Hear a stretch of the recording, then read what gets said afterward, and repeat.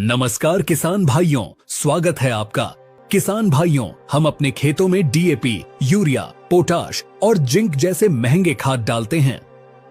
हमारा हजारों रुपए का खर्चा होता है, लेकिन क्या कभी आपने सोचा है कि इतना खाद डालने के बाद भी कई बार हमारी फसल वैसी नहीं होती जैसी हम उम्मीद करते हैं?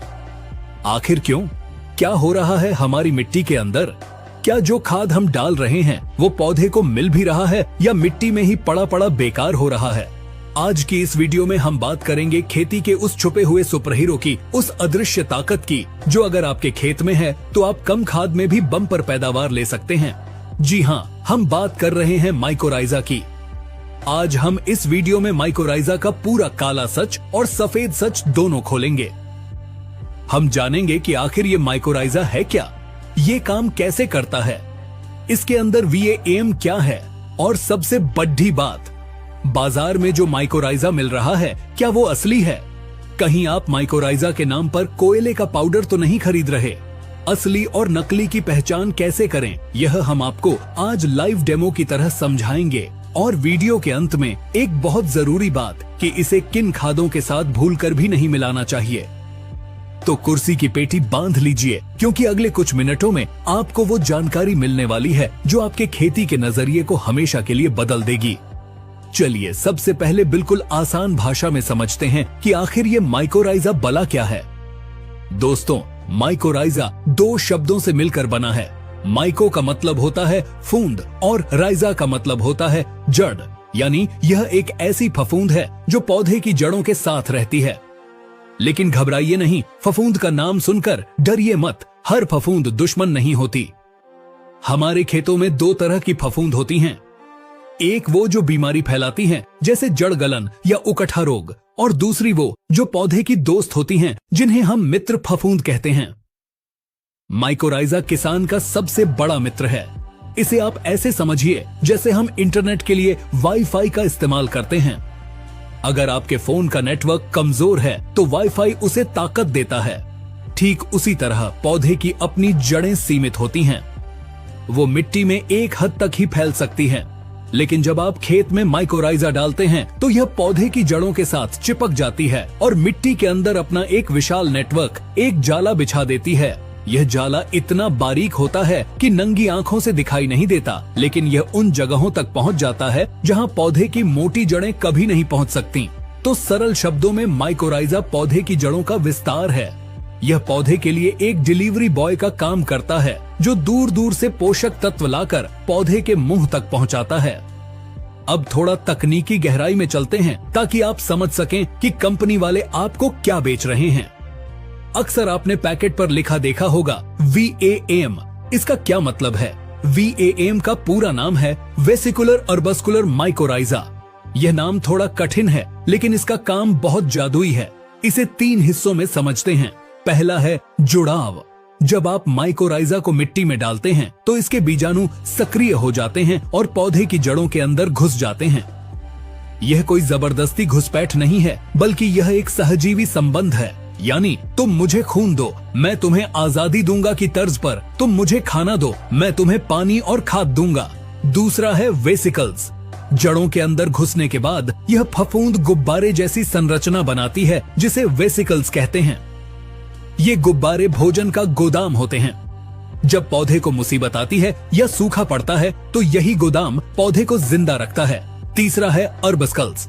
यह सबसे महत्वपूर्ण हिस्सा है। फफूंद जड़ों की कोशिकाओं के अंदर पेड़ की शाखाओं जैसा एक ढांचा बनाती है। यही वह जगह है जहां लेन देन होता है।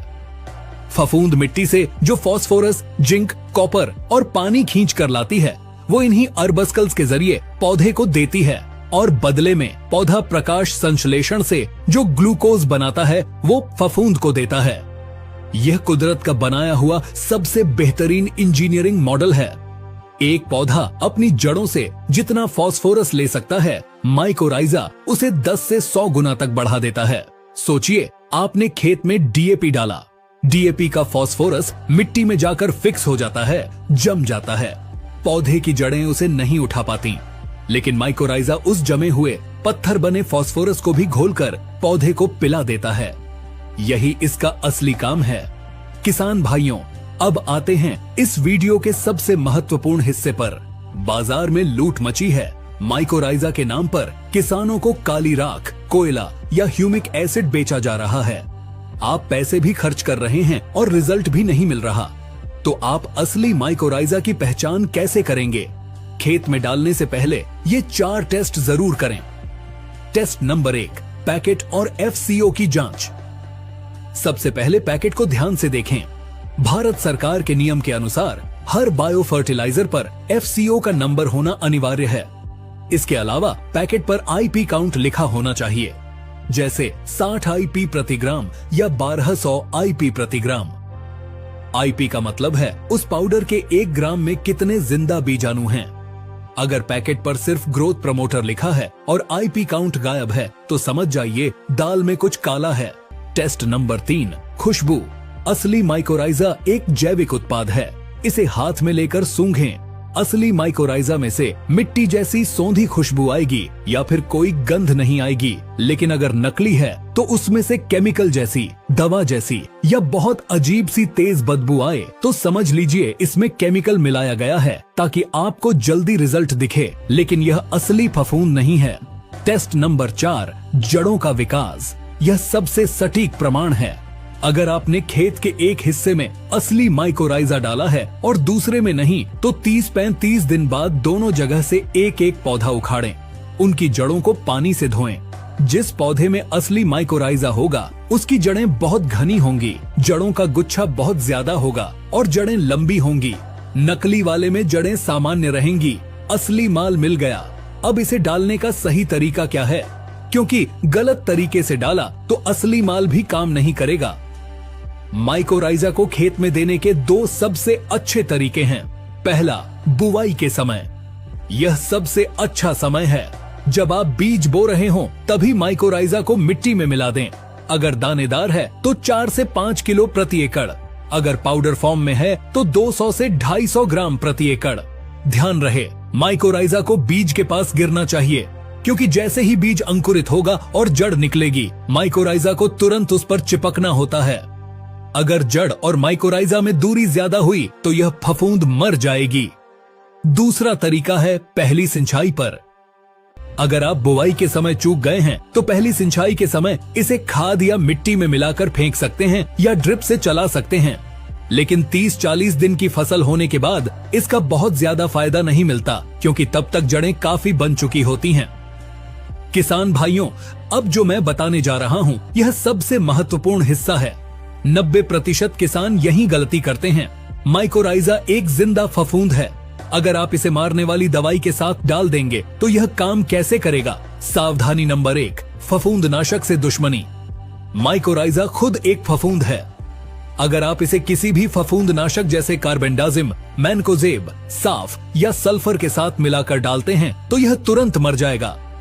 नियम यह है कि माइकोराइजा डालने के कम से कम 5 से 7 दिन पहले और 5 से 7 दिन बाद तक खेत में कोई भी फफूंदनाशक न डालें। अगर बीज उपचार करना है तो पहले केमिकल फफूंदनाशक से करें, फिर सुखाएं और अंत में माइकोराइजा से उपचारित करें। लेकिन बेहतर यही है कि दोनों का गैप रखें। सावधानी नंबर 2, फास्फोरस की अधिकता। यह सुनने में अजीब लगेगा लेकिन सच है। अगर आप खेत में बहुत ज्यादा DAP या सिंगल सुपर फॉस्फेट डाल रहे हैं तो माइकोराइजा काम करना बंद कर देता है। क्यों?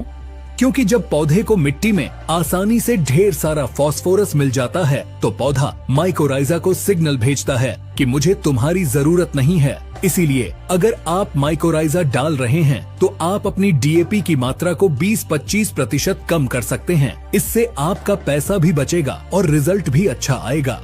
सावधानी नंबर 3, नमी है जरूरी। माइकोराइजा को जिंदा रहने के लिए नमी चाहिए। इसे सूखी धूल उड़ती मिट्टी में न डालें। डालने के तुरंत बाद सिंचाई करें या नमी होने पर ही डालें। तो किसान भाइयों, निष्कर्ष यही है कि माइकोराइजा कोई जादू नहीं बल्कि विज्ञान है। यह जड़ों का सबसे अच्छा साथी है। यह सूखे से बचाता है, फास्फोरस और जिंक की उपलब्धता बढ़ाता है और जमीन को सुधारता है। बाजार में नकली उत्पादों से बचें। पानी वाला टेस्ट और FCO नंबर जरूर चेक करें। काला दिखने वाला हर पाउडर सोना नहीं होता। और सबसे जरूरी, इसे फफूंदनाशक दवाओं के साथ कभी मिक्स न करें।